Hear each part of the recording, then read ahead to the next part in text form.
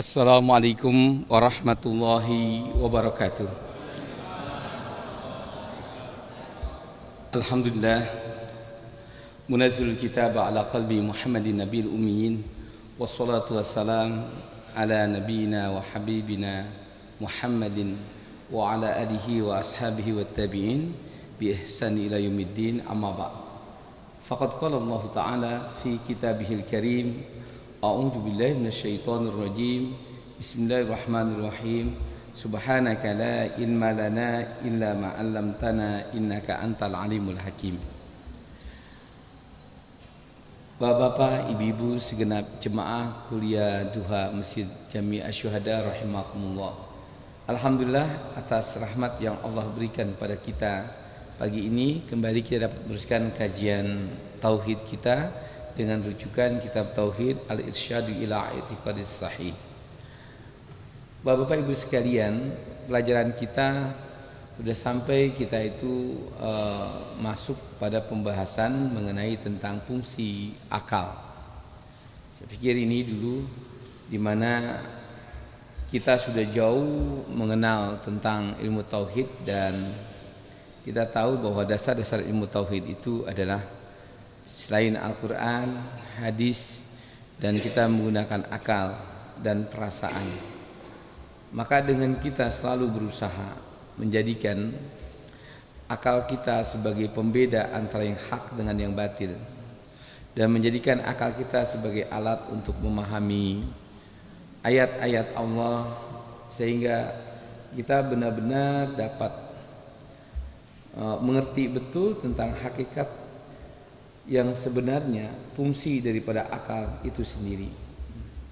Oleh karena itu, pelajaran kita pada hari ini adalah kita akan masuk mengenai tentang fungsi akal dalam memahami ayat-ayat Allah.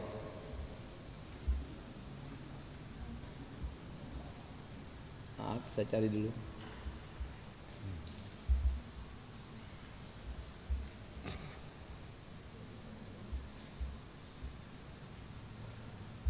Di dalam Al-Quran tentu begitu banyak ayat-ayat yang berkenaan mengenai tentang pujian bagi orang-orang yang dapat mengasah akalnya, sehingga dia bisa menggunakan atau memaksimalkan penggunaan akalnya untuk bisa memahami ayat-ayat Allah. Pada hari ini kita akan melihat fungsi akal. Jadi yang pertama adalah di dalam Al-Quran Allah Subhanahu wa Ta'ala mengisyaratkan bahwa fungsi akal itu kalau kita lihat adalah merupakan tolak ukur akan kebenaran dan kebatilan. Ini pernah saya sampaikan Bapak Ibu sekalian. Pada hakikatnya orang yang melakukan tindakan perbuatan maksiat kepada Allah tanpa dia sadari bahwa akalnya itu mengakui. Contohnya mana? Orang yang habis berbohong pasti ada rasa malu dan rasa takut. Dan kalau orang itu bohong, maka ketika dia dimintakan pendapatnya pasti gugup. Dan rasa gugupnya itu menandakan bahwa dia tidak bisa mengendalikan emosionalnya. Kenapa? Karena akal sehatnya itu tidak berfungsi lagi. Itu yang pertama. Yang kedua, akal itu alat untuk mencerna berbagai hal dan cara tingkah laku yang benar. Contoh umpamanya, apakah kita ini yang sudah berumur setengah abad, 50 tahun ke atas pantas bergaya seperti ABG, katakanlah pakaiannya, pakai gelang bahar, pakai anting-anting. Tentu akal kita mengatakan kayaknya nggak pantas. Nah, di dalam hadis Rasulullah SAW bersabda, halakamru'um man lam ya'rif nafsahu. Celaka seorang yang hidupnya tidak mengenal dirinya. Celakanya itu kata Imam Ali, man lam ya'rif nafsahu lam ya'rif rabbahu. Siapa yang tidak mengenal dirinya, dia tidak akan mengenal Tuhannya. Maka dengan demikian, kalau kita melihat tentang surat 59 ayat 18, ya ayyuhalladzina amanu wal tanzur nafsum ma qaddamat ligad.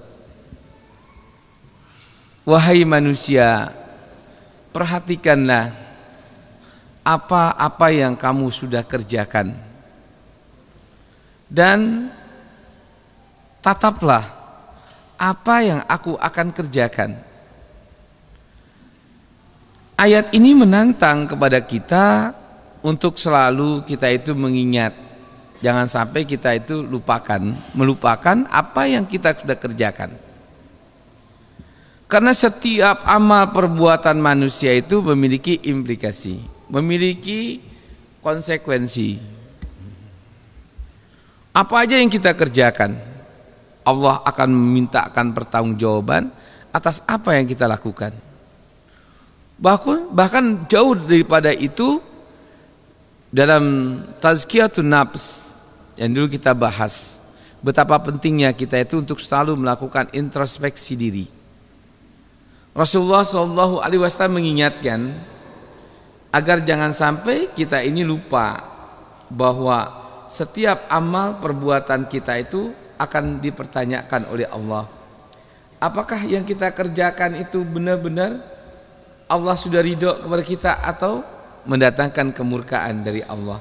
Nah, kalau kita lihat dalam pandangan ini, maka kita sungguh benar-benar merasa bahwa Allah Subhanahu wa taala itu telah memperlihatkan kepada kita bahwa bagaimanapun juga, kalaulah sekiranya manusia ini selalu ingat akan segala apa yang dia lakukan, maka dia pasti akan bisa meminimalis atau memperkecil akan segala kesalahan-kesalahannya. Ini ayat. Bahkan Allah dalam ayat itu, wal tanzur nafsum ma qaddamat ligad. Kita juga disuruh menatap dan memperhatikan apa yang akan kita kerjakan untuk hari esok. Kalau kita tidak memfungsikan akal kita sebagai alat untuk mencerna mana yang baik, mana yang buruk, maka tentu kita tidak bisa membedakan hal itu. Ini tentunya, apalagi lebih jauh kalau kita lihat dalam tazkiyatun nafs itu, Allah Subhanahu wa taala memberikan satu peringatan kepada kita melalui lisan Rasulnya. Kita diperintahkan untuk selalu ingat akan hal-hal, bahkan Allah memperingatkan ada 3 hal yang manusia itu akan ditanyakan oleh Allah Subhanahu wa taala ketika dia nanti telah menghadap Allah. Coba kita lihat ini dalam kajian mengenai tentang introspeksi diri. Ini hadis.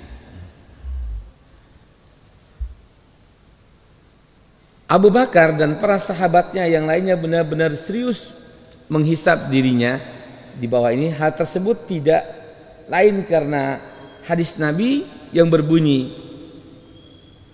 kedua kaki seorang hamba tidak akan bergeser pada hari kiamat sehingga ditanya tentang 4 perkara.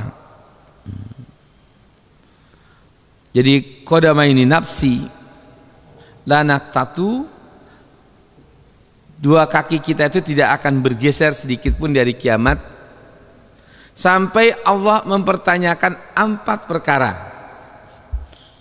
Apa yang pertama?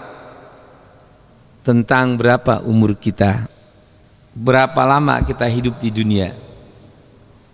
Kita harus jawab itu, Pak. Kalau kita pada waktu nanti ditentukan oleh Allah umur kita 63 tahun, maka yang kedua Allah akan tanyakan, selama 63 tahun itu untuk apa kau habiskan? Ini hadis, Pak. Ya, jangan sampai 63 tahun, sekarang umur kita 50 tahun. 1 sampai 13 tahun ya kita pakai untuk masa kanak-kanakan kita, dan itu enggak berlaku hukum. 13 tahun sampai 50 tahun sekarang berarti berapa itu? 37 tahun.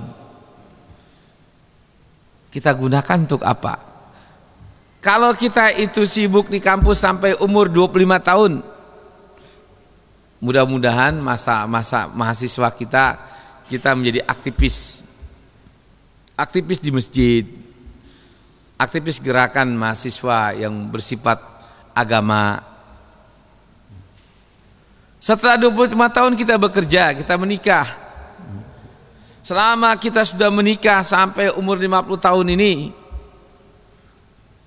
untuk apa kita gunakan? Apakah hanya rumah, keluarga, tempat kerja, atau ada kegiatan-kegiatan sosial lain? Semua kita bisa merekam. Dulu saya pernah ceritakan, paling enak jadi ustadz. Kalau ustadz tuh hidupnya pasti udah ingat terus, karena dijadwal orang. Itu paling enak, ingat terus saya jadwalnya di mana. Saya mencari tanggal jadwal sekian pun Jumatan sudah dari tahun sekian nggak berubah, ya kan? Kuliah duha nggak berubah. Itu paling enak. Kerjaan saya ngajar, tempat ceramah, masjid, pasti rumah. Nggak berat saya. Karena akan ditanya itu. Loh, karena ini hadis. Kalau umur kamu 60 tahun, nah 13 tahun tidak diperhitungkan, coba kau hitung. Apakah hanya kau gunakan, kau habiskannya untuk mengumpulkan harta dan untuk kepentingan dirimu dan keluargamu, atau ada untuk membahagiakan orang lain? Sisi fakir miskin, anak yatim. Nah, itu ditanya oleh Allah. Nah, kalau kita bisa menjawab tentang umur kita, maka pertanyaan yang ketiga, Allah akan menanyakan, kata Nabi, tentang harta yang kita miliki. Bu Sri, berapa punya tabungan? Tanya tuh. Ada 2 miliar. Dari mana 2 miliar itu? Dari mana kita dapatnya? Yang kedua, dibayar nggak zakatnya tiap tahun? Dibayar. Ada nggak yang dijariahkan? Ada. 25%, bagus. Karena itu harapan kita untuk mati besok. Ada nggak yang kita berikan untuk anak-anak yatim? Ada, setiap bulan. Ada untuk fakir miskin? Ada. Oh, berarti jangankan untuk keluarga, ponakan, ada semua. Lulus. Tapi begitu dia dapat 2 miliar, bayar zakat kadang-kadang. Tapi seringan enggak, takut kurang. Ada yang dijariahkan, terlambat, sudah mati baru tahu. Ada yang kau berikan untuk fakir miskin, habis nyarinya capek, ya Allah. Jadi saya sayang. Lalu setelah kau mati, kau kemanakan hartamu?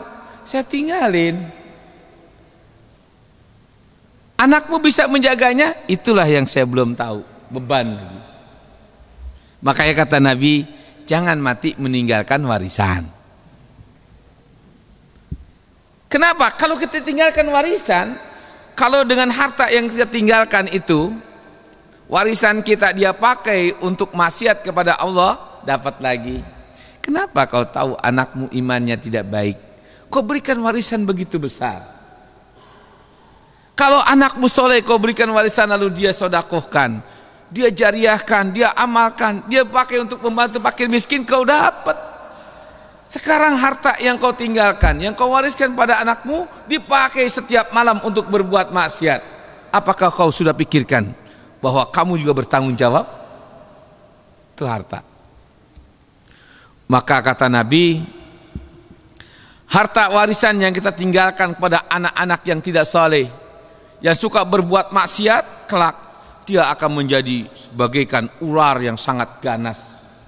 Di akhirat itu yang akan menerkam kita. Dan harta itu meminta pertanggungjawaban. Kenapa? Semua pohon yang ada di tanah kita bicara. Semua binatang yang ada di tanah kita itu bicara. Jangan kita itu menganggap bahwa Allah tidak meminta pertanggungjawaban atas harta yang Allah berikan kepada kita. Ini yang ketiga. Nah, yang keempat, di samping Allah mempertanyakan soal masalah dari mana harta kita dan untuk apa kita gunakan dan kita habiskan itu. Adapun yang keempat, Allah akan tanya tentang ilmu. Ilmu apa yang dilakukan atau dengan ilmunya itu? Ilmu apa yang kau miliki dan apakah kamu sudah beramal dengan ilmumu untuk membantu orang lain? Kenapa? Ada hadis kata mal ilma mal'unatun. Orang yang punya ilmu, yang punya pengetahuan, tetapi mereka enggak pernah menggunakan untuk meringankan orang, mempermudah orang. Yang ada ilmunya itu dengan titelnya yang panjang, dengan ilmunya yang banyak, dia pakai untuk menyusahkan orang. Nah, itulah kata mal ilma. Orang yang dikatakan dia menyembunyikan ilmunya. Coba disuruh kita berpikir betapa pentingnya kita itu bisa menggunakan akal sehat kita untuk mengingat. Bagi orang yang tidak bijak, yang tidak bisa menggunakan akal sehatnya, maka dia tidak mau memikirkan tentang hal-hal yang belum terjadi, yang pasti akan itu terjadi pada diri kita setelah kita menghadap Allah. Coba, orang makin pintar itu seharusnya makin takut akan tanggung jawab beban yang ada pada dirinya. Makanya orang yang bodoh lah yang mereka itu berani berbuat maksiat karena dia tidak tahu konsekuensinya. Tapi kalau orang berilmu, dia sangat hati-hati karena dia tahu hukumannya. Oleh karena itu pentingnya kita itu senantiasa mengasah atau menjaga agar akal kita tetap kita bisa gunakan secara maksimal. Karena dengan akal inilah kita akan mendapatkan kehidupan yang penuh keyakinan. Oleh karena itu, ketika kita itu dituntut untuk bisa menggunakan akal sehat kita, maka kita diperintahkan untuk selalu bermuhasabah. Bermuhasabah itu melakukan introspeksi diri. Nah, sebagai atau dimanapun dan apapun situasi kita, maka setiap orang dalam situasi yang bagaimanapun juga wajib melakukan muhasabah. Kenapa? Karena orang yang pandai bermuhasabah itu adalah orang yang bertakwa kepada Allah. Coba lihat di dalam surat Al-Imran ayat 135-nya. Tanda orang yang bertakwa itu yang keempat adalah walladzina idza fa'alu fahishatan aw zalamu anfusahum zakarullaha fastaghfaru lidzunubihim wa may yaghfiru dzunuba illallah wa lam yusirru ala ma fa'aluhu wahum ya'lamun. Orang yang bertakwa itu di samping mereka tidak kikir mau menafkahkan hartanya di waktu lapang maupun di waktu sempit, orang yang bisa menahan amarah, orang yang mau berani memaafkan dan bisa memaafkan kesalahan orang lain, dan yang keempat, orang yang pandai, mereka itu mengakui akan segala kesalahannya sehingga dia meyakini tidak ada yang bisa mengampuni dosa kecuali Allah. Maka kalau ada orang mengaku beriman, bertakwa kepada Allah, tapi ketika disuruh mereka itu istighfar, karena dia punya dosa, disuruh mengingat akan dosanya, dia tidak mau bertobat. Justru dia marah dinasehatin, bukannya terima kasih. Disinggung tentang kesalahan-kesalahannya, justru dia ngambek. Nah, ini petanda bahwa orang itu belum bertakwa kepada Allah. Karena kalau orang itu bertakwa kepada Allah, kalau ada orang yang membicarakan tentang dirinya akan kesalahannya, lalu dia menjadi orang yang tawadhu dan mengucapkan terima kasih atas teguran orang itu. Nah, inilah yang dimaksud dengan adinun nasiha. Tolok ukur agama seseorang baik atau buruknya itu apakah dia mau menerima nasihat atau tidak. Karena nasihat itulah yang membangkitkan dan yang memberikan kesadaran untuk orang itu bisa melakukan introspeksi diri, mengenal dirinya tentang dosa-dosa yang dia milikinya. Di dalam pandangan ini, maka sebelum hari perhitungan benar-benar kita hadapi, maka ingatlah perkataan Umar. Apa kata Umar Ibnul Khattab? Hasibu qabla an tuhasabu. Hitunglah dirimu, hisablah dirimu sebelum Allah akan menghisabmu.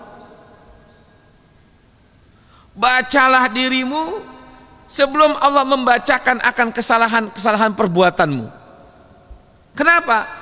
Karena kalau kita sekarang melakukan muhasabah, kalau kita sekarang itu mengerti dan mengetahui tentang kesalahan-kesalahan kita, ada waktu, ada jeda untuk kita bertobat kepada Allah. Sebesar apapun dosa kita, sebanyak apapun kesalahan kita, bahkan kalau sekiranya dosa kita itu menggunung dan saking tingginya gunung dosa kita itu mencapai langit, selama kita masih punya keyakinan bahwa Allah itu Maha Pengampun, lalu kita berucap Allahumma gfir li dzambi ghafarallahu laka. Ketika kita mengatakan ya Allah ampunilah dosa-dosaku, niscaya Allah akan mengampuninya. Oleh karena itu Allah berfirman, tubu taubatan nasuha.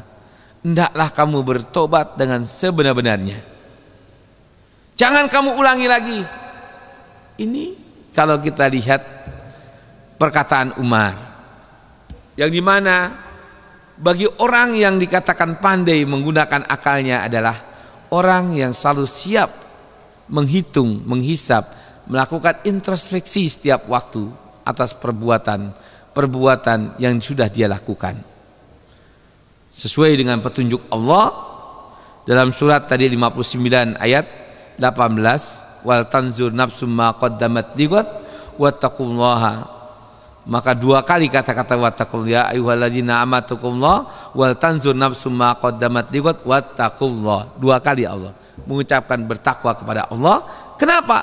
Saking beratnya manusia itu untuk mereka bisa mengungkapkan kesalahan-kesalahannya.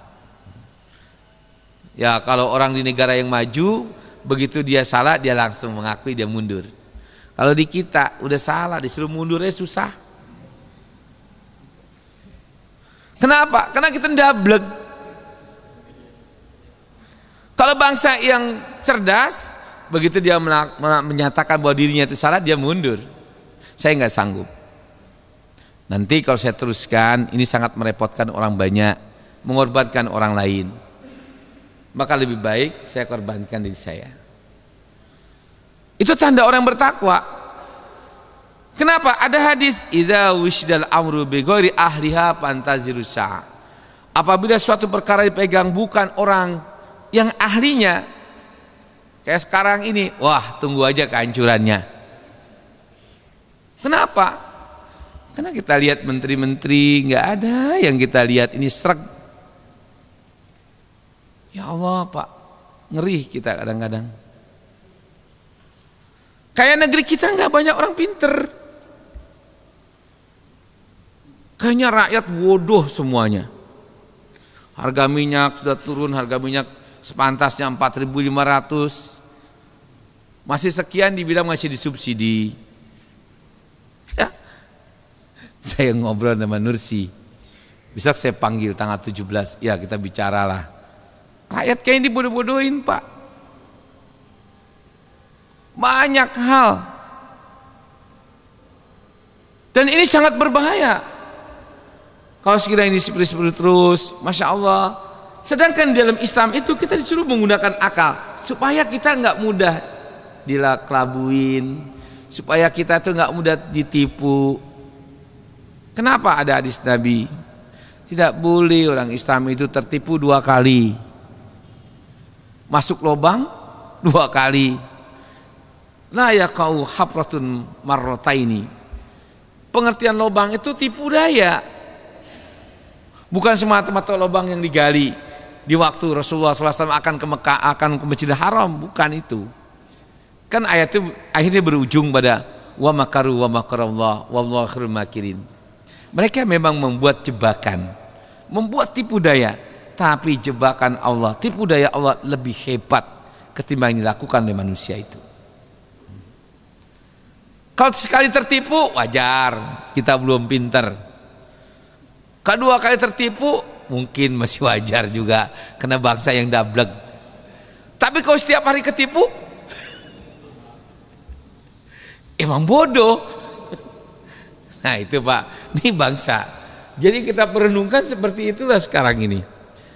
Oleh karena itu kita perlu banyak merenung. Dalam bahasa kita, bahasa agama itu merenung itu adalah bermuhasabah. Di mana kesalahan kita ini. Adapun dalam istilah tauhid, muhasabah itu beristighfar.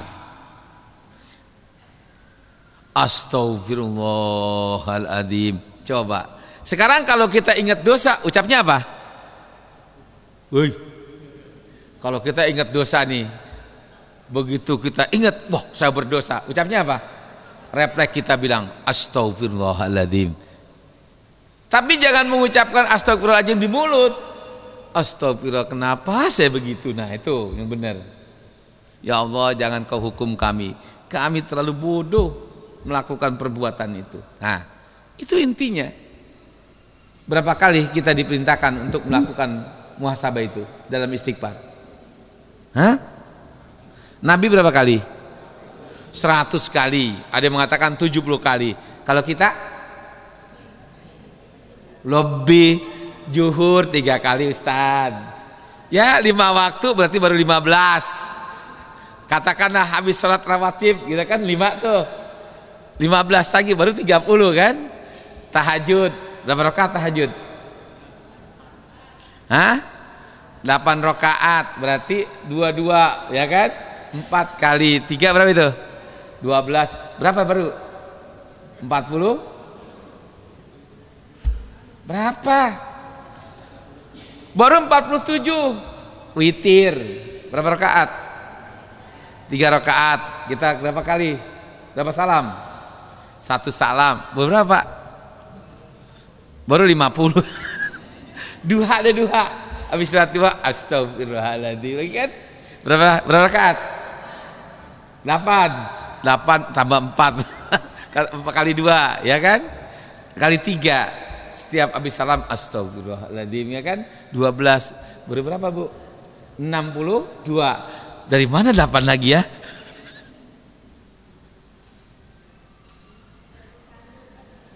Begitu kesandung astagfirullahaladzim. Wah, sering-sering kesandung Bu.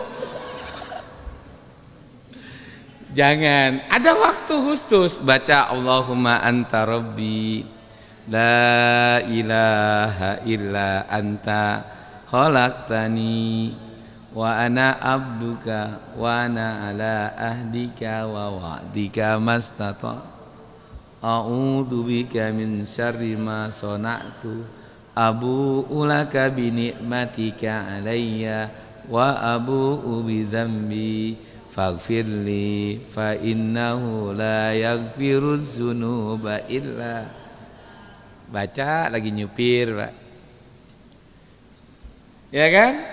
Tapi jangan lagi masak, nanti kesiram minyak. Ibu lagi gendong anak kan, menyusui anak, astagfirullahaladzim ya kan, atau Allahumma anta rabbi. Jangan lenakan. Kenapa?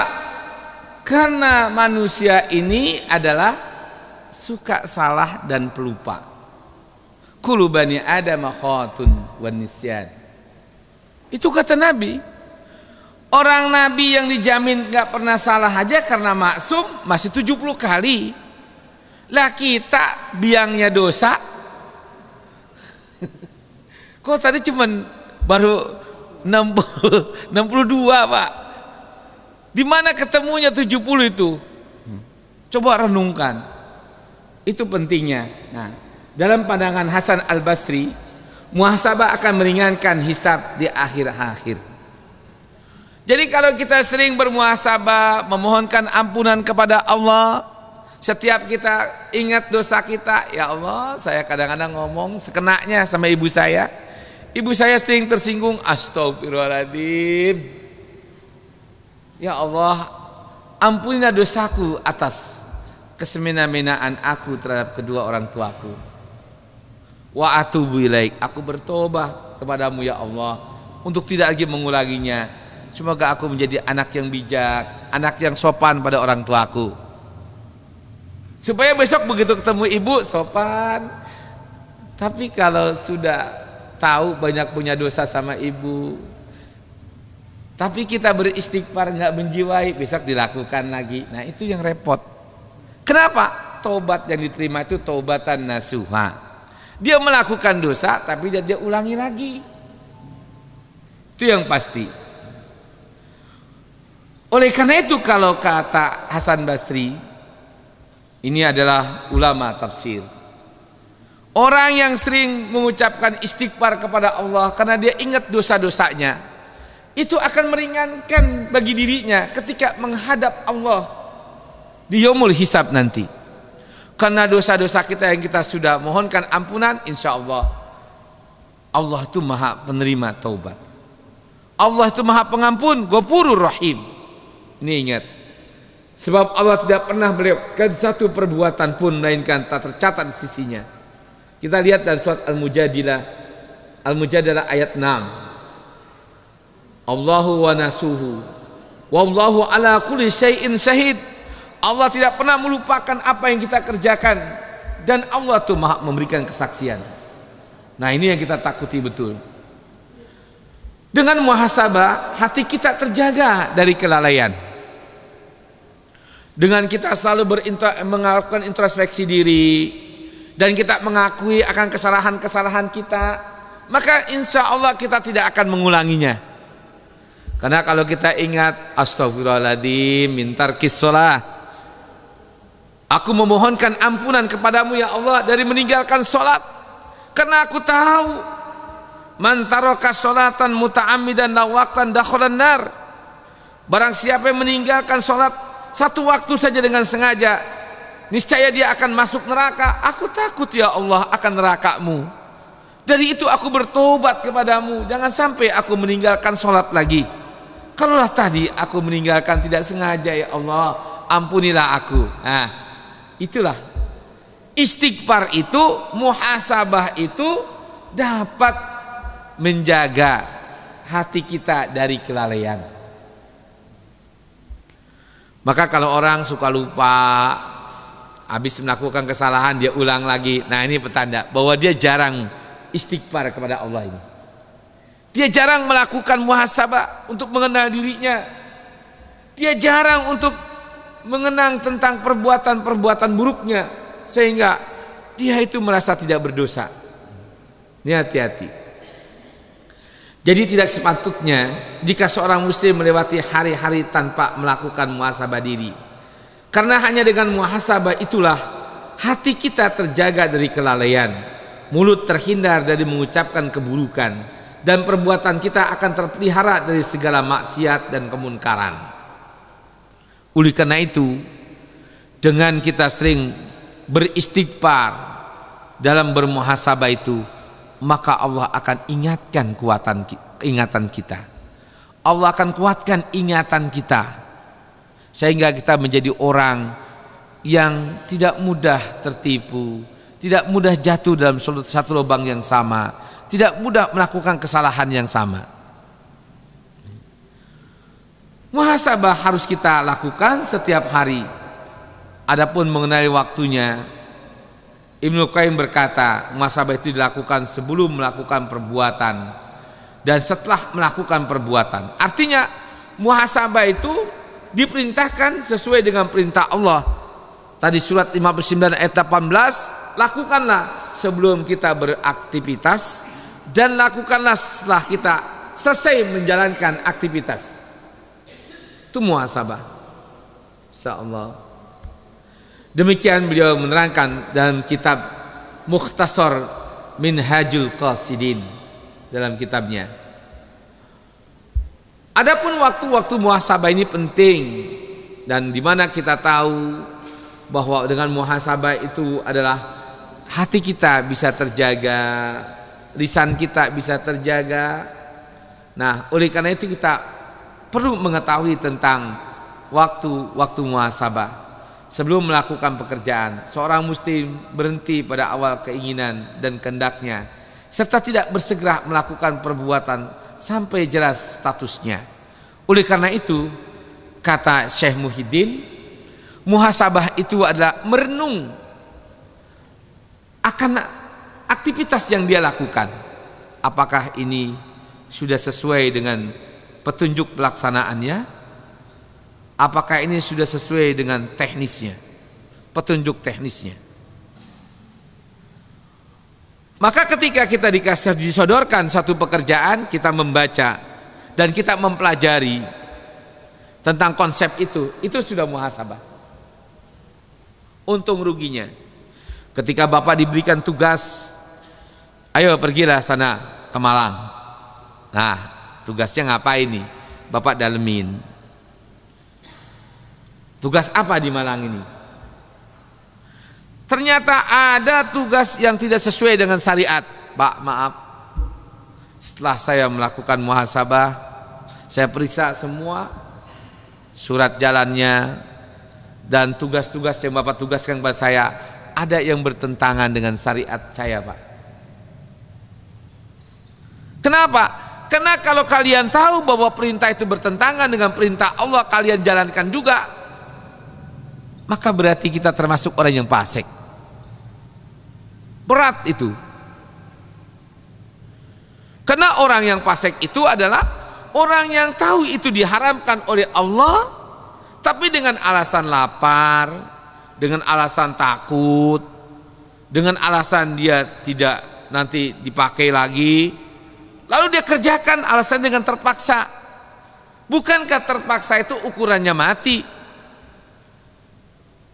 Maka kalau kita tuh menjalankan suatu perintah yang bertentangan dengan perintah Allah, kita jalankan, padahal nggak ada paksaan yang menyebabkan kita mati. Kita jalankan karena kita ingin menjaga kedudukan kita, karena kita ingin menjaga loyalitas kita pada manusia yang bermaksiat kepada Allah, maka itu berat. Pasti Allah akan pertanyakan tentang kehidupan kita itu. Nah, ini yang perlu kita ingat. Setidaknya ada 3 pertanyaan yang harus dijawab. Apakah yang pertama, apakah perbuatan diinginkan mampu dilakukan atau tidak? Kenapa? La yukallifullahu nafsan illa wus'aha. Jadi kalau kita ditugaskan, kita diamanahkan sesuatu yang dimana kita nggak sanggup, kita paksakan diri kita, dosa. Orang Allah aja bilang la yukallifullahu nafsan illa wus'aha. Soal jihad, kalau orang itu nggak mampu jangan dipaksa. Soal apa lagi? Soal masalah sunat, orang masuk Islam, apakah wajib disunat? Tidak, tunggu sampai dia punya keberanian. Bahkan Imam Syafi'i mengatakan khitan tidak wajib, yang penting dia pandai membersihkannya ketika dia akan sholat. Karena itu kebiasaan yang baik. Bukan berarti kalau ada orang masuk Islam belum sunat sholatnya nggak sah. Tidak. Yang menyebabkan tidak sah itu kalau ada kotoran. Selama dia terus dia bersihkan, nggak ada masalah. Dan kita tidak boleh memaksakan orang itu, kamu wajib sunat. Kalau belum sunat, kamu nggak akan diterima sholatmu. Nggak boleh. Tunggu sampai mereka itu punya keberanian. Ada saya orang Korea masuk Islam, baru disunat sebulan meninggal. Padahal sholat udah lama. Meninggalnya di Singapura lagi. Bulan yang kemarin tuh. Ya Allah, istrinya orang Purworejo, tinggal di Lipo. Sampai dia mau sunat, nanya lagi ke Ustaz, sekarang saya sudah berani sunat, udah 7 tahun Pak, boleh nggak saya sunat? Oh boleh, saya bilang boleh, sunatlah sekarang. Di mana? Ya udah di Mitra aja, saya kasih surat ini sama dokter ini ya, ntar saya teleponin. Dapat sebulan, meninggal jantung. Saya bilang, ya Allah, baru mau haji besok udah meninggal. Itulah umur. Tapi dia kesungguhan, dia bilang, saya takut sunat. Ya udah, yang penting kamu sholat aja, udah syahadat, nggak diwajibkan juga kok. Yang penting saya bilang, setiap kamu mau sholat, habis pipis, bersihkan, cuci yang bersih. Iya Ustaz, iya katanya. Dia selalu, saya kontak selalu, udah sunat belum? Emang kenapa? Belum berani ya nggak apa-apa. Sampai baru dia berani, sebulan selesai meninggal. Islam itu nggak ada paksaan, Pak. Biarkan aja. Nah ini lihat. Yang kedua, apakah perbuatan itu sesuai dengan syariat? Jadi apakah kita punya kemampuan? Yang kedua, kalau kita kerjakan bertentangan nggak dengan agama kita? Ini tauhid. Yang ketiga, apakah perbuatan itu akan dilakukan? Kita bisa ikhlas nggak? Tapi kalau kita nggak ikhlas, ngapain kita kerjakan? Nggak ada manfaatnya. Sebenarnya gue males ngerjain nih, tapi terpaksa. Jangan dikerjain. Kan banyak begitu. Disuruh sama istri, Pak, itu kompor kotor banget Pak, apinya udah merah. Males. Lama-lama karena istrinya ngoceh, kalau kerjain juga, iya sih, sebenarnya gue nggak ikhlas nih. Ada sih ibu yang begitu? Hah? Ya ada nggak? Kan kadang-kadang karena merasa bukan pekerjaannya bu, dia nggak ikhlas. Nah jangan kerjain, karena kata Allah, yang membatalkan suatu amal itu adalah iman, keikhlasan. Kita sholat, ya kan? Duh, lu kok sholat juga? Ya karena gue malu aja. Jadi nggak ada ikhlas, nggak, jangan sholat, sama aja. Itu Islam loh Pak. Wa ma umiru illa liya'budullaha mukhlishina lahuddin. Maka kepada anak juga kita jangan sampai kita melatih, mendidik dia tidak ikhlas. Akhirnya sia-sia amal perbuatannya. Ini ayat, ini perintah ya. Nah, menurut Ibnu Qayyim, muhasabah setelah melakukan perbuatan ini ada 3 macam. Pertama, muhasabah atas ketaatan yang diabaikan. Ada enggak perintah Allah itu yang kita enggak kerjain? Kalau tadi bentuknya. Yang kedua, muhasabah atas setiap perbuatan yang apabila ditinggalkan lebih baik daripada dilakukan. Lebih baik mana gue kerjain begini, kalau gue nggak kerjain begini. Wah, kalau gue kerjain lebih buruk, tinggalin. Jadi aspek manfaatnya. Yang ketiga, muhasabah atas perbuatan yang mubah yang tidak dilakukannya. Contohnya makan, mau tidur, kalau gue makan tergendut, kalau gue nggak makan gue masuk angin. Makan atau langsung tidur? Makan. Kalau masuk angin kacau, sakit. Urusan gendut belum tentu kan? Ya perut ngelit tapi pengen makan, ditahan karena takut gemuk. Jangan makan lah, itu mubah kan? Tapi kalau terasa perut gua kayaknya masih kenyang, masih ada makanan, udah tidur aja. Selalu kita melakukan muhasabah itu dalam apapun. Lebih jauh Ibnu Qudamah berkata, sepantasnya atau siogianya bagi setiap orang muslim itu menyisihkan waktunya pada pagi hari dan sore hari untuk bermuhasabah diri. Dan dia menghitungnya sebagaimana para pedagang dengan rekan-rekannya menghitung keuntungan dan kerugian transaksi mereka setiap hari penjualan. Itulah kata Ibnu Qudamah. Oleh karena itu, muhasabah ini adalah merupakan cara kita memfungsikan akal dalam beragama. Sehingga kita betul-betul bisa menentukan mana yang baik, mana yang buruk. Ini yang dimaksud tadi. Fungsi akal yang kedua.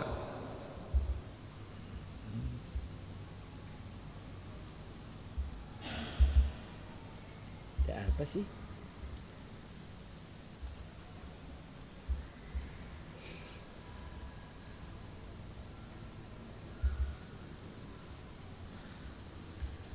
Maka dengan demikian, apabila kita menyadari tentang hal pentingnya kita itu mengerti betul tentang fungsi akal, maka akal itu dikatakan alat untuk mencerna berbagai hal dan cara tingkah laku yang benar.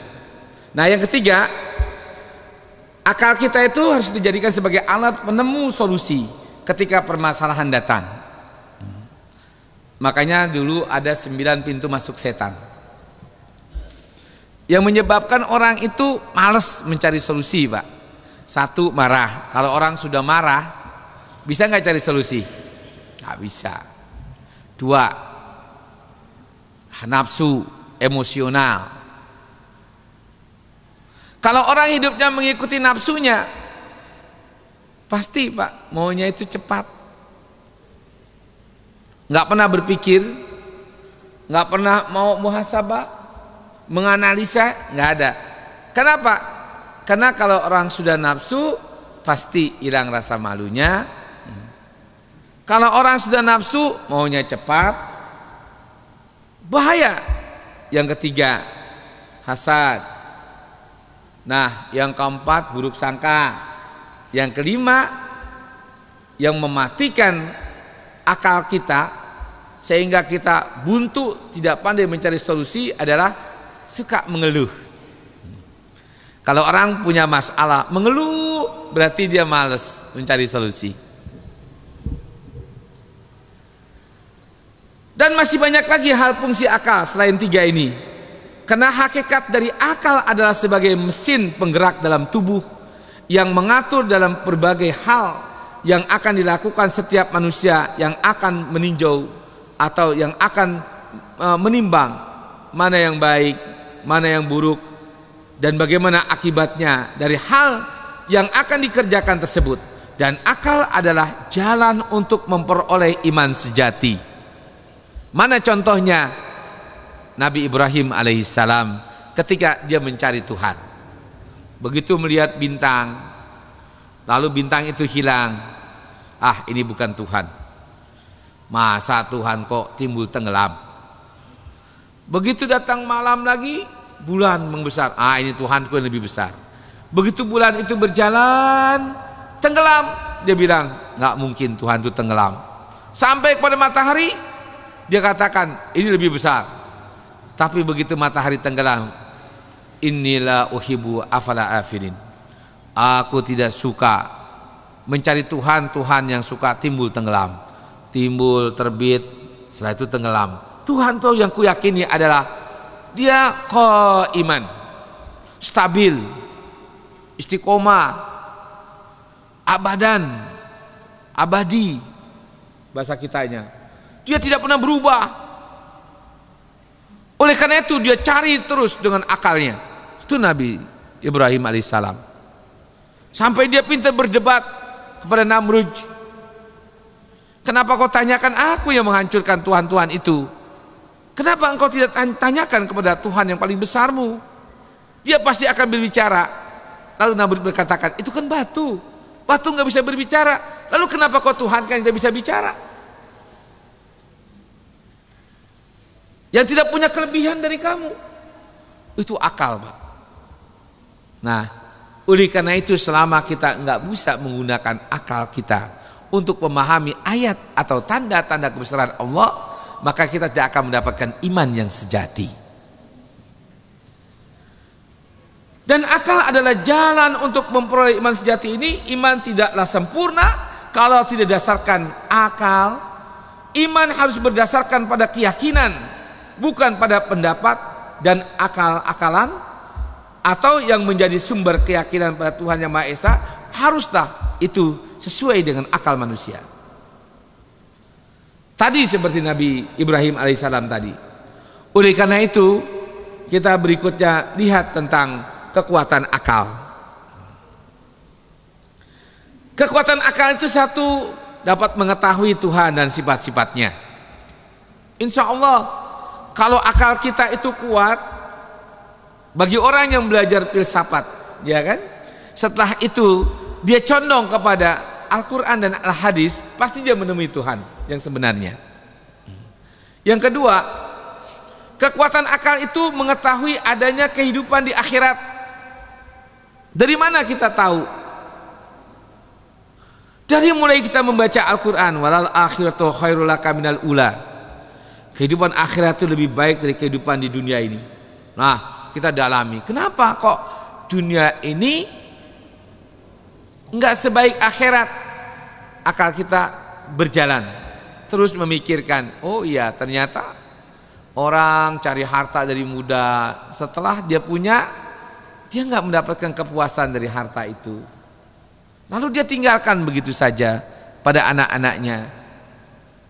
Lalu bagaimana cara menggunakan harta yang kita tinggalkan itu? Oh, syariat menerangkan, bisa saja harta itu kau nikmati di akhirat apabila kamu bisa memanfaatkannya. Karena semua ini, kata Nabi, dunia adalah tempat kita bercocok tanam untuk kepentingan kampung akhirat. Coba kita lihat semua ini. 3, kekuatan akal itu mengetahui bahwa kebahagiaan jiwa dan akhirat bergantung pada mengenal Tuhan dan berbuat baik. Mana contohnya? Kita ini karena orang yang beriman, maka begitu kita mendapatkan ujian, kita lebih cepat bisa berserah diri. Ya sudah, ini kan semua yang menghendaki Allah. Kita hanya usaha. Tapi kalau orang itu akalnya tidak mengenal Allah, oh, dia cari kenapa ini begini, nggak bakal ketemu, maka akhirnya dia gila. Orang yang kalau sudah nggak mau menerima hakikat atau kenyataan kehidupan hidup, dia diuji oleh istri atau diuji oleh anak, dia nggak mau berserah diri dan tidak mau mengakui bahwa ini semua adalah kehendak Allah, maka kalau dia terus dia bawa tidur, dia bawa jalan, stres, akhirnya ngomong sendiri, Pak. Hilanglah akalnya. Oleh karena kalau kita lihat dalam ayat ini bahwa dengan kita itu bisa menggunakan akal dan kita tahu bahwa manusia punya keterbatasan, segala sesuatu Allah yang punya urusan, maka kalau kita gunakan akal kita itu untuk memahami hakikat keimanan, kita pasti akan mendapatkan keimanan yang sejati. Ketika kita mendapatkan kesengsaraan, pasti kita lebih condong untuk menyerahkan diri kita kepada Allah Subhanahu wa taala. Ini contohnya.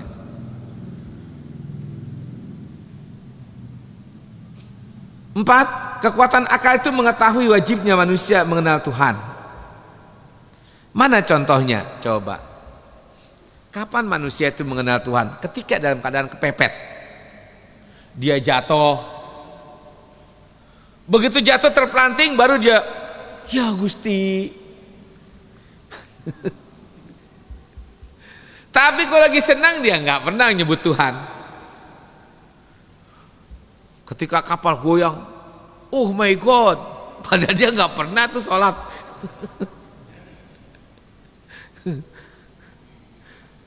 Kalau orang Inggris pasti ngomong juga. Orang Mikhail Gorbachev aja ketika perestorikanya itu hancur, dia bilang ini semua ada yang mengatur di atas. Ya berarti kan akalnya itu mengakui keterbatasannya. Makanya orang bilang, oh mereka itu bukan ateis, itu Yahudi. Karena dia masih ngomongnya ada di atas, kalau ateis nggak percaya itu. Coba bintang-bintang film kita, walaupun dia seperti binatang, kalau udah kepepet, bilangnya apa? Ya udah saya serahkan aja sama yang di atas. Nah, iya, kan wajar kalau dia kan nggak mengenal Allah mungkin. Kalau dia mengenal Allah, ya saya serahkan kepada Allah. Saya si Piki kan, walaupun penipu juga masih tetap menyebut Allah karena dia belajar di Cikarang kan. Tahu Piki? Oh iya. Sana aksinya tipu kan, pacarnya 251. Anaknya ada di mana-mana gitu kan. Itu Piki. Tapi kan dia pernah belajar ngaji. Oh, kalau bicara tapi tetap saya serahkan saja kepada Allah. Ini kan wisata hati.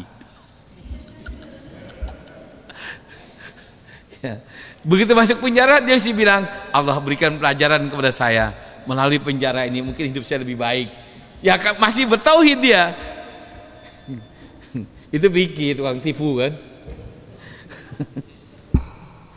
Berikutnya, kekuatan akal itu mengetahui kewajiban berbuat baik dan kewajiban pula menjauhi perbuatan jahat untuk kebahagiaannya di akhirat.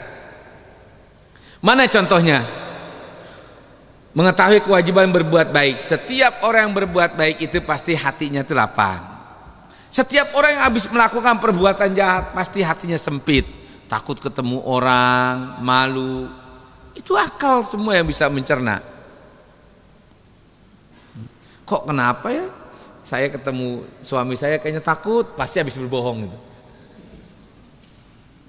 Sama dengan suami ibu. Kalau kita belum tanya dengan aku duluan, ini ada apa ini? Sama Pak. Mau laki-laki mau perempuan, kalau dia habis melakukan kesalahan, pasti dia itu mengakui batinnya ada sesuatu yang berbeda. Ini pasti. 6. Kekuatan akal itu membuat hukum-hukum yang membantu dalam melaksanakan kewajiban tersebut. Jadi kalau kita lihat yang ke-6 ini bukan menciptakan hukum, membuat hukum-hukum yang membantu dalam melaksanakan kewajiban hukum Allah maksudnya. Oleh karena itu setelah itu bagaimana pengertian wahyu dan akal.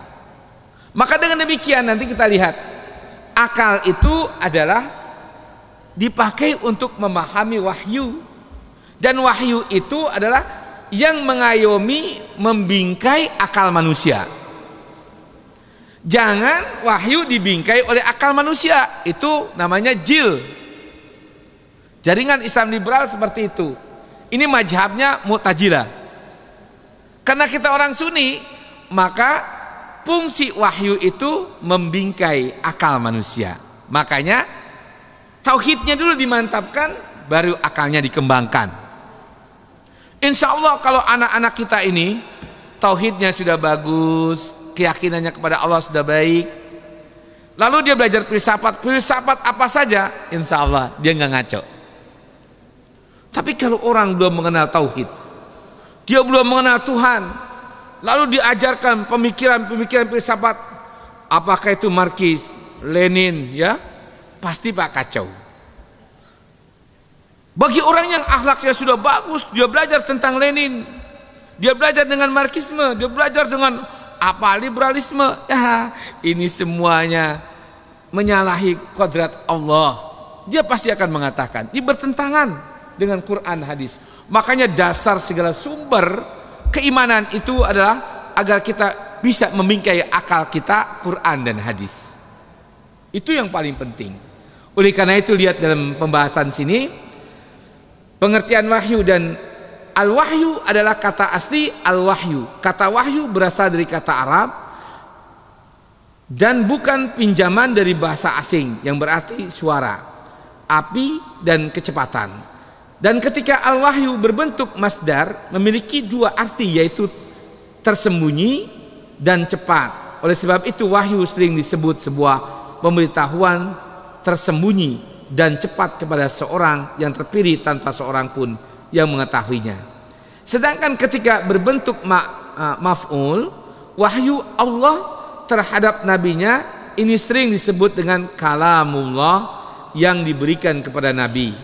Menurut Muhammad Abduh dalam Risalatut Tauhid, ia berpendapat bahwa wahyu adalah pengetahuan yang didapatkan oleh seseorang dalam dirinya sendiri, disertai keyakinan bahwa semua itu datang dari Allah Subhanahu wa ta'ala, baik melalui perantara maupun tanpa perantara, baik menjelma seperti suara yang masuk dalam telinga ataupun lainnya. Itu kata Muhammad Abduh. Maka para ahli ilmu kalam pendapat Muhammad Abduh ini condong kepada Mu'tazilah. Ini belajar tauhid, Pak. Berikutnya, buat apa Allah menurunkan wahyu itu? Wahyu berfungsi memberi informasi bagi manusia. Yang dimaksud memberi informasi di sini yaitu wahyu memberi tahu manusia sebagaimana cara berterima kasih kepada Tuhan. Nah, itu wahyu. Mana contohnya? Wa ma khalaqtul jinna wal insa illa liya'budun. Tidaklah kuciptakan bangsa jin dan manusia kecuali untuk beribadah kepadaku. Maka wujud terima kasih kita kepada Allah yang telah menciptakan kita ibadah. Itu wahyu. Bisa nggak dibenarkan oleh akal? Oh iya, saya diberikan bantuan oleh bapak. Saya akan tahu ini Halim ini yang bantu saya hobinya apa ya? Wah, makan gabus. Kemudian combo kan? Maka kalau saya mengucapkan terima kasih sama Halim, jangan saya kasih ikan gurami, jangan saya kasih ikan lele, bawain sayur gabus. Senang nggak dia? Nah, Allah menciptakan kita ini hobinya apa? Disembah. Ya kita nyembah Allah, nggak akan salah. Kenapa? Surat Toha ayat 14. Innani anallah. Sungguhnya aku ini Allah. La ilaha illa ana. Tidak ada Tuhan kecuali aku. Pak Budni, maka sembahlah aku. Siapa yang minta? Allah. Udah. Maka kalau kita itu ingin dicintai oleh Allah, ingin berterima kasih kepada Allah, udah ibadah aja, nggak ada lainnya. Itu logika dan itu akal. Maka ketika kita itu memahami wahyu Allah dengan akal, pasti orang paham. Oh iya, benar itu. Jadi sebuah pertimbangan tadi, contohnya kalau saya dekat sama Halim dan dia sering bantu saya, ya kan? Saya harus tahu hobinya Halim ini apa. Oh ini, sudah kasih aja ini, selesai sudah. Nggak usah kita susah. Itu contoh-contoh aja. Bagaimana cara berterima kasih kepada Tuhan? Ini adalah diajarkan, terus menyempurnakan akal tentang mana yang baik dan mana yang buruk. Itu juga fungsi wahyu. Contohnya begini. Kalau kita meminta selain kepada Allah, maka itu hanya akan menjadi khayalan buat kita. Kenapa? Karena selain Allah tidak ada yang sempurna. Lalu kenapa kita disuruh minta kepada Allah? Karena Allah itu maha sempurna. Dan Allah pun menyuruh kita, mintalah kepadaku. Itu perintah Allah. Maka kalau kita meminta selain kepada Allah secara akal, karena pada hakikatnya ada, kalau kita meminta pada zat yang paling sempurna, yang tidak ada kekurangannya. Kalau saya minta kepada Bapak, Bapak juga masih banyak kekurangan. Kalau saya minta juga pada Ibu, Ibu juga banyak kekurangan. Tapi kalau saya minta kepada Allah, Allah nggak ada kekurangannya, karena Allah maha sempurna. Selesai. Ini maksudnya. Jadi fungsi wahyu itu adalah membingkai akal manusia, jangan sampai keluar dalam beranalogi, untuk mencontohkan tentang kekuasaan Allah. Sebenarnya wahyu secara tidak langsung adalah senjata yang diberikan Allah kepada nabinya untuk melindungi diri dan pengikutnya dari ancaman orang-orang yang tak menyukai keberadaannya, dan sebagai bukti bahwa beliau adalah utusan Sang Pencipta, yaitu Allah Subhanahu wa taala. Maka kalau kita tahu fungsi wahyu itu adalah melindungi tentang kehidupan Nabi dan kita pengikut Nabi, maka kalau kita itu tidak memahami wahyu, berarti kita nggak punya pelindung. Pentingnya kita itu memahami wahyu, karena akal saja sulit untuk bisa melindungi kehidupan kita. Insya Allah kalau kita memahami tentang wahyu, yaitu Quran dalam hal ini kalamullah tadi, insya Allah hidup kita itu pasti akan tegak dan tidak mudah tertipu, dan kita bisa surprise hidup kita. Saya pikir ini fungsi wahyu. Insya Allah kita akan teruskan lagi, kekuatan wahyu akan datang. Mungkin ada pertanyaan, terusnya bebas saja, silakan Pak.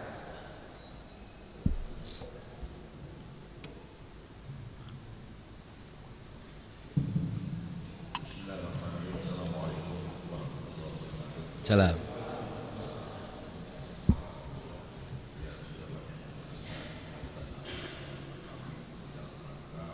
Salam. Ya. Begini Pak, materi Bapak bagus. Cuma pada waktu saya belajar psikologi kriminal itu ada 3 Pak, di dalam ego, super ego, dan akal. Kalau akal ini berfungsi dengan baik, maka tindakan menjadi logis. Sebaliknya kalau akalnya berfungsi tidak baik, tindakan menjadi ilogis. Tapi saya ingat bagaimana supaya akal ini selalu berfungsi dengan baik. Makasih, itu aja. Ya. Baik, pertanyaannya ada korelasinya. Untuk bisa memfungsikan akal kita selalu baik, ya kan, tidak dikuasai dengan ego dan super ego tadi, karena ego itu emosi Pak, kesombongan kan. Maka bingkailah akal kita dengan wahyu. Benar apa yang ditanyakan oleh Bapak tadi. Apakah seharusnya kita ini mendidik anak tauhid dulu? Tauhid. Inilah aliran Wahabiyah, dia menyatakan tauhid harus diperkuat, dan dakwah Nabi pun tauhid. Ayat-ayat yang turun di Mekah itu tauhid. Habis tauhid, akhlak. Nah, habis akhlak baru syariat.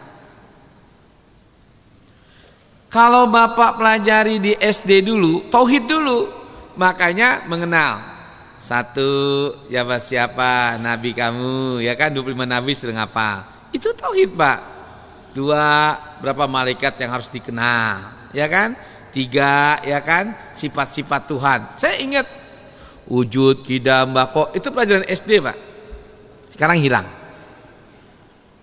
Walaupun itu belajar ilmu kalam itu Pak, ilmu filsafat.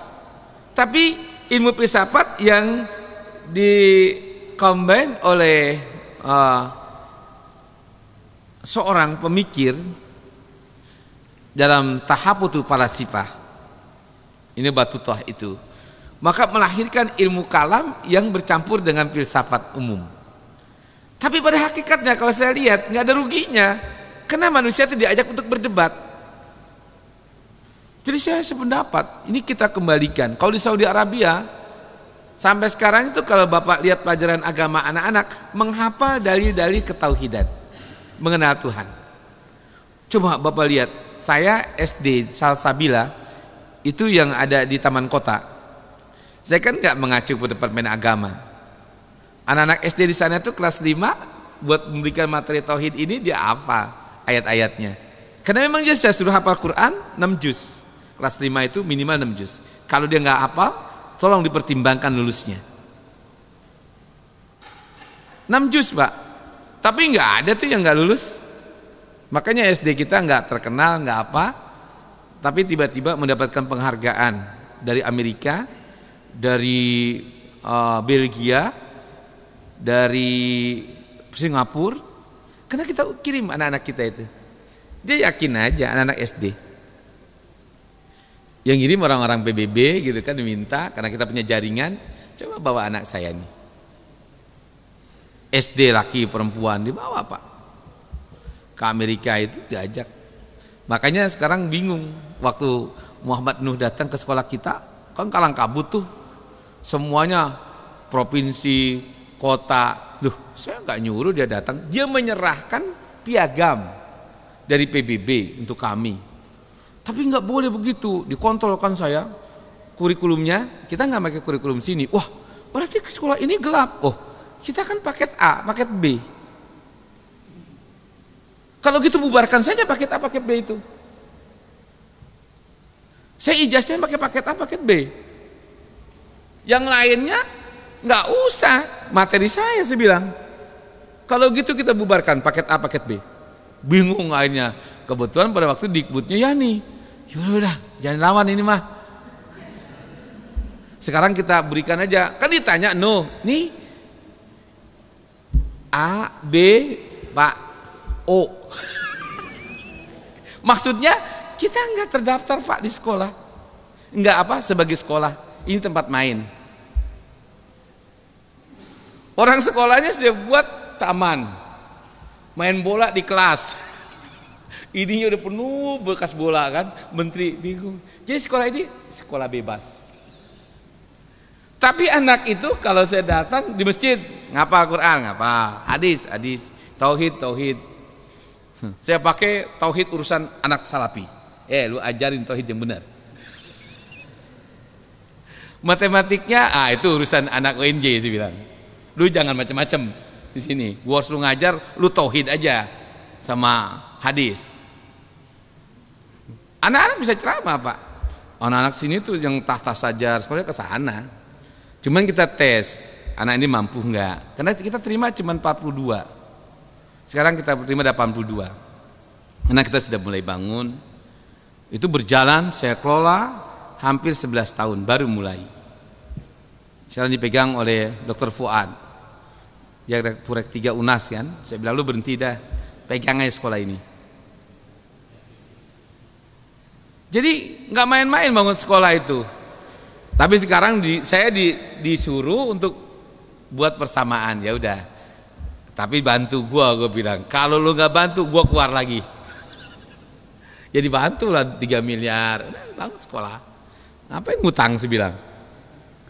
Saya baru kita bangun. Nah, kita tauhid dulu. Sehingga anak itu bisa berdebat dan lainnya. Kalau anak bapak kuat ininya boleh sekolah yang ke situ. Tahun ini kita mau buka 82. Sekolah kita bisa dicek di coba lihat. Bagus. Salsabila, Taman Kota, Pak. Yang sekolah anak orang Pemda sekarang, banyakan. Salsabila. Ya anak orang dari Barata, udah tahu. Kita nggak punya nama, biarin aja, nggak usah. Saya ingin menyekolahkan anak teman-teman saya. Lu percaya? Sekolahin tempat gua. Kalau pengen anakmu seperti saya, sekolahin di situ. Itulah pikiran saya bilang. Dari mana-mana ya kok ada yang dari Bang Permai ke sana. Rencana memang saya mau kembangkan di tempat saya. Kalau di sana itu sudah nggak muat, SD ini kita akan buka lagi. Kita terima nggak banyak. Itu paket A. Pokoknya yang kita ikut pemerintah paket A aja. Yang lainnya enggak. Kita susun kurikulum sendiri, semuanya. Pokoknya target kita ini loh, ini. Tapi secara internasional anak bisa bersaing. Fisikanya nanti ngertinya. Kita dapat piagam itu cara menghitung cepat sambil bermain. Itu di Swedia.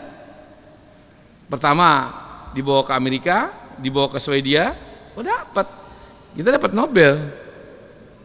Nah itulah yang menyerahkan menteri. Karena dia nggak mau manggil kita. Ini sekolah siapa gitu kan? Datanglah ke sekolah. Kita bagi biasa-biasa aja kan sekolah. Lagi main futsal anak-anak kan. Ini sekolahnya, ya menteri juga nggak laporan kan dulu. Kacau semua. Tiba-tiba datang, menteri datang, kaget semua. Ya akhirnya wali kota terpaksa. Kita akan berikan penghargaan besok. Sibuklah mereka. Nah, kita membuat seperti itu Pak. Kita nggak pernah minta sumbangan. Kenapa? Karena saya dapat tanah wakaf. Dulu GPI ya. Di zaman PKI itu boleh merebut dari tanah Cina.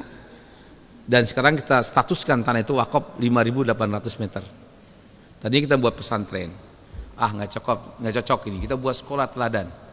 Kita kumpulkan anak-anak PII semuanya yang bagus-bagus. Lu mau berjuang, berjihad, coba ini ajarkan anak ini. Betul, Adian terlibat, kata Adian, udah kita paket A aja.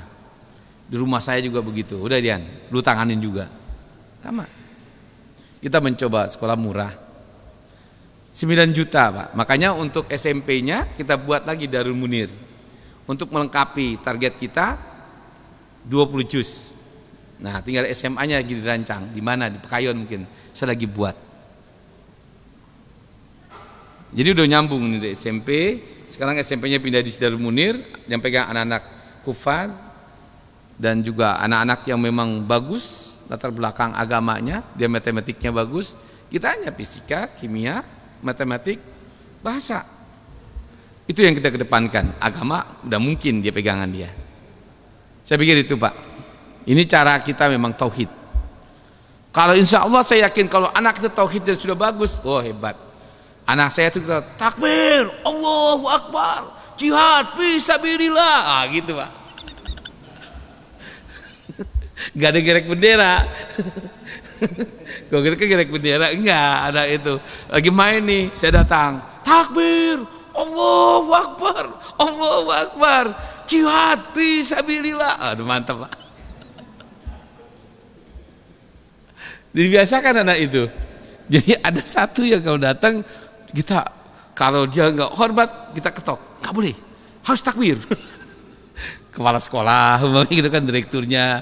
Udah kalau saya datang dewan pembina, ketua, oh takbir tuh siap, kepala sekolah sudah. Saya ingat saya di Aspahan, anak-anak si A itu kalau datang imam semua berdiri, takbir, Allahu Akbar. Kenapa kita enggak? Itu kan bagus juga. Bukan sekolah si A. Padahal kan dibilang, wah di sekolah si A nih katanya. Oh enggak sih, bilang takbir bagus, ucapan paling bagus kan. Itu contoh. Ada lagi? Ibu mungkin? Membatalkan wudhu kita kaitannya dengan ilmu atau dalilnya mengenai surat At-Taubah ayat 28 yang menyatakan bahwasannya Innamal musyrikun. wahai orang-orang yang beriman, sesungguhnya orang-orang yang musyrik itu Najis. Jadi artinya di sini najis itu najis secara fisik atau najis akidahnya. Maka janganlah mereka mendekati Masjidil Haram. Jadi pertanyaan saya tadi seperti itu. Mohon penjelasannya. Terima kasih. Assalamualaikum warahmatullahi wabarakatuh. Oke. Sebelumnya saya luruskan hadis yang dimaksud tadi, fal amalu bila ilmin mardudatun la tuqbalu. Bukannya sesat ya. Suatu amal yang dikerjakan tanpa dilandasi dengan ilmu ditolak, tidak akan diterima. Bukan sesat, ditolak tidak akan diterima. Hadis itu sahih. Nah, tentang masalah zikir yang benar, hadisnya begini. Pernah saya bahas di sini sudah tentang kematian? Sudah belum? Mati belum? Kacau. Alah, kacau nih.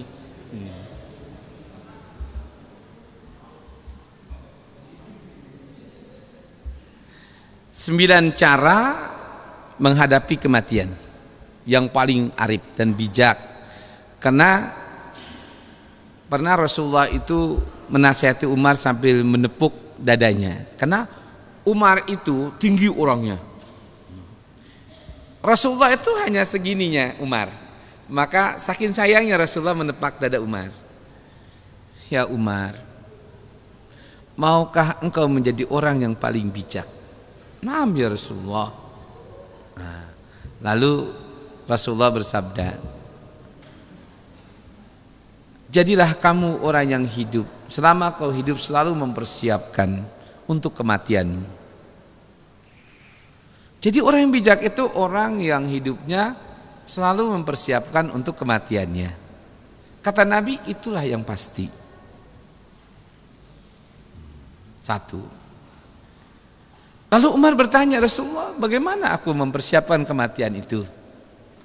Nah, lalu Rasulullah menjawab, ada 9 cara menghadapi kematian yang sangat baik. Saya buka aja ini. 9 ini. Kelihatan kan?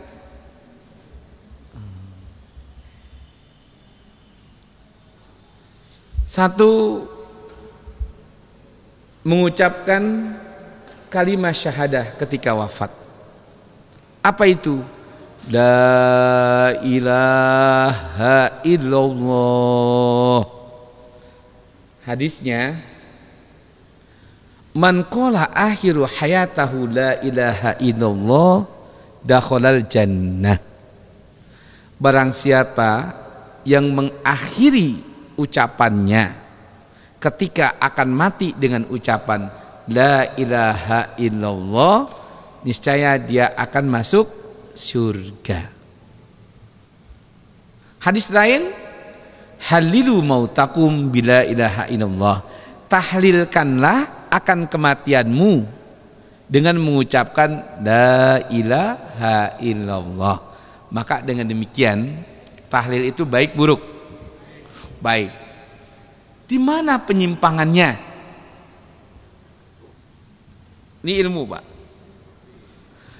Kalau Bapak sendirian zikir la ilaha illallah, itulah zikir yang terbaik dalam menghadapi mati, baik di waktu sakit maupun di waktu sehat. Dalam hadis lain, subhanallah walhamdulillah wala ilaha illallah wallahu akbar. Tapi yang paling kuat, khairul zikr zikrul maut. Yang kedua, khairul zikr kalimatul ikhlas, ay kalimatul haq la ilaha illallah. Yang ketiga, khairul zikr bitasbih walhamdulillah wala ilaha illallah wallahu akbar. Itu yang pertama. Hadis riwayat Hakim. Kalau Bapak tanyakan, saya nggak mengerti zikir yang Bapak takutkan salah itu apakah zikir waktu ada kematian. Nah, itu yang menyimpang. Kalau kita datang pada acara kematian, cukup kita berikan nasihat, baca Quran satu orang yang berkenaan tentang kematian. Setelah itu tafsirkan, jelaskan, sehingga orang yang tinggalkan, orang yang sedang mendapatkan musibah itu terhibur. Itu namanya takziah. Takziah. Enggak ada kalimat mari kita bacakan zikir sebanyak-banyaknya dikasih kacang. Setelah itu dihitung ke kacang, la ilaha illallah, la ilaha illallah. Ntar dihitung. Alhamdulillah sudah terkumpul bacaan kalimatut tauhid atau la ilaha illallah sebanyak 1 juta dari sekian orang. Nah, itu salah, Pak. Coba kalau di kampung gitu nggak? Itu yang salah. Padahal namanya takziah. Syarat takziah itu satu, kita datang ya dengan membawa makanan untuk ahli waris yang ditinggalkan. Jangan sampai dia masak repot. Jangan sampai dapurnya itu mengebul, repot. Berikan makanan secukupnya selama kita itu bertakziah pada mereka. Dan kita yang datang, kalau kita ikut makan sama dengan meratapi orang yang mati. Hadisnya sahih, Pak. Makanya kalau ada acara takziah jangan sediakan air. Kita semua bawa makanan, taruh buat mereka. Ya sudah, kita pulang. Habis itu kita berikan nasihat, sudah pulang. Itu yang benar. Adapun ucapan la ilaha illallah talqin itu waktu menjelang kematian. Kalau kita lihat hadis ini. Nah, yang kedua, ketika wafat dahinya berkeringat. Usahakan ketika kita mati nanti siap duduk seperti ini ya. Kalau Bapak sering pegel-pegel tidur makanya ke atas mata. Sambil kita melihat siapa tahu nih keluar nih ruh kita. Loh, berdasarkan surat Az-Zumar ayat 42, Bapak bisa baca. Orang yang soleh, orang yang alim paling takut kalau malam datang. Karena setiap orang pasti mati tiap malam. Masalahnya ada orang yang mati dihidupkan lagi, ya kan? Ada orang yang begitu mati lost sudah sampai innalillahi wa inna ilaihi rajiun. Coba menjelang kita tidur kita baca doanya apa? Bismikallahumma ahya wa amut. Dengan izin engkau aku hidup dan aku akan mati. Kan niat mati. Ada nggak yang prihatin? Ya Allah, kira-kira pagi besok saya masih bisa hidup nggak ya? Nggak ada yang tahu. Kenapa? Nah itu tadi. Wallahu yatawaffal anfusa hina mautiha wallati lam tamut fi manamiha. Az-Zumar 43 ya. Allah itu akan memegang ruh orang yang dimatikan dan orang yang ditidurkan sampai dia dibangunkan. Berarti kalau nggak dibangunkan ruhnya dipegang terus sama Allah. Orang ruhnya milik Allah. Itu ayat. Oleh karena itu Pak, menjelang kita mati kita belajar, kita wudhu dulu, kita zikir dulu. Ya kan kebanyakan kita tidurnya zikirnya depan TV. Begitu kita mati, TV yang masih ngomong. Kacau sudah. Ya Allah, ini Yahudi bener. Padahal kalau kita mau tidur tuh belajar mati. Gimana supaya tenang, mimpinya bagus. Zikirlah, baca Quran, ya kan? Setelah itu kita berdoa kepada Allah, berserah diri. Itu ayat, hadis. Ini dua. Hadisnya sahih, Pak. Wafat pada malam Jumat. Hal ini berdasarkan sabda Rasulullah. Nah, begitu malam Jumat, ya Allah matikanlah saya malam ini. Ada nggak begitu? Pak, bercita-cita nggak mati malam Jumat? Woi, bercita-cita nggak? Enggak. Keistimewaan Pak. Nih. Hadisnya riwayat Imam Ahmad, sahih ini. Tidaklah seorang muslim yang wafat pada hari Jumat atau pada malam Jumat kecuali pastilah Allah menghindarkannya dari siksa kubur. Keringanan. Makanya orang tua kita dulu kalau mati hari Jumat, alhamdulillah ya Allah keturunan saya orang baik. Mati malam Jumat, mati hari Jumat, Jumat malam. Ini kematian kita persiapkan betul. 4, mati syahid di dalam perang fisabilillah. Itu diimpikan sebuah orang. Nah, yang kelima, mati karena tenggelam, seperti korban air Asia gitu kan. Yang Islam udah nggak usah ribut-ribut, syahid dia, lepas siksa kubur itu. Kalau dia sebelum naik pesawat, ya kan, dia udah berwudu, ya kan, dia udah niat musafir menjenguk orang tua di Singapura. Tapi kalau di suatu mau pesta ulang tahun, tahun baru, wah kafir benar-benar. Dari sini tanya mau kemana, mau ke Singapura ngapain? Mau pesta ulang tahun baru lebih ramai di sana. Kafir bener matinya udah. Mati kafir bener sudah. Kenapa? Karena memperingati tahun baru sama dengan memperingati setelah Natal. Namanya tahun baru Masehi kan, tahun baru Kristen. Kita kan punya Muharram. Bapak beli petasan kan? Begitu lagi petasan gitu kan, kesambar palanya, buka, mati Pak, jengkang. Masang petasan tahun baru Islam, tahun baru Masehi. Wah ini orang Kristen mati. Jangan main-main itu. Setiap agama memiliki hitungan tahun. Kita Muharram, orang Kristen Masehi. Perlu saya buka sejarah tentang dia awalinya tahun baru Masehi. Dulu kan Julius Kaisar. Tapi karena ada seorang raja yang lebih hebat yang dituhankan, Januarius, maka dimulai Januari. Berubah-ubah. Maka kacau awal penanggalan Masehi itu kacau, berapa kali pindah dia. Bagaimana Tuhannya? Kalau ada raja yang dianggap Tuhannya lebih hebat, nah itu dituhankan. Udah 3 kali ganti. Semua berkaitan sandi Kristen. Jangan salah, maka barang siapa yang ikut bakar ikan malam tahun baru, ya Kristen juga itu. Bakar jagung, Kristen juga tanpa Bapak sadari. Makanya Ahok pinter, ya kan? Lebaran dilarang. Begitu tahun baru Kristen, karena agamanya Kristen, kita berikan fasilitas. Nggak apa, taman kita hancur.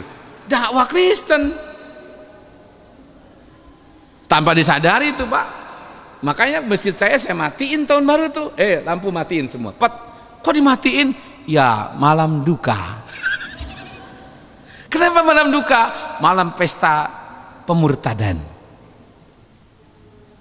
Kan saya setiap tahun baru pergi, nggak pernah saya ada di rumah, pasti saya pergi kemana, kemarin umroh, kadang-kadang saya pergi kerja sosial, dakwah, ke Bali, kemana, ya kan?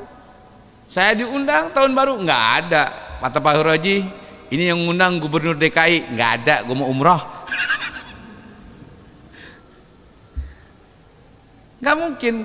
Kenapa? Apapun yang kita lakukan pada malam tahun baru itu mensiarkan agama Kristen. Orang itu berkenaan dengan agama Kristen kok. Emang ada di sini yang ikut bakar kerang, bakar ikan, istighfar kepada Allah. Untung gak jadi agama Kristen gua gila. Hah? Kenapa Bu? Sama. Sama, ya kan? Cuman caranya udah, kalau kembang api, petasan, ini cara Cina. Kristen bercampur Cina. Orang Kristen meyakini dengan kembang api dan petasan itu ruh jahat pergi. Maka begitu tahun baru, supaya tahun ini nggak ada ruh jahat, dibakarin petasan serame-ramenya. Jangan salah, cara mengusir ruh jahat orang Cina pakai apa? Satu dengan kembang api, petasan. Yang kedua dengan duk apa itu? Bedug. Ya udah, itu dua aja. Ya semua agama punya cara memperingatinya kan. Kalau kita apa? Ya cukup takbir, sholat Id, selesai. Nah ini kita Lebaran aja juga kadang-kadang ya Allah masih punya keyakinan disamakan dengan malam Lebaran itu. Di hari raya malam Lebaran itu kita disunahkan untuk tidak tidur. Kalau pengen umur kita itu berkah. Ini Lebaran tidur, tapi malam tahun baru nggak tidur ya. Karena dia punya keyakinan juga. Kalau kita tidur malam tahun baru, rezeki kita mampet. Itu keyakinan Kristen Pak. Di awal tahun baru dia harus berdoa. Banyak hal-hal yang sifatnya kita dimurtadkan tanpa kita sadari. Di antaranya itu peringatan tahun baru. Saya pikir demikian, cukup. Tutup doa. Subhanakallahumma bihamdika asyhadu an la ilaha illa anta astaghfiruka wa atubu ilaik. Assalamualaikum warahmatullahi wabarakatuh.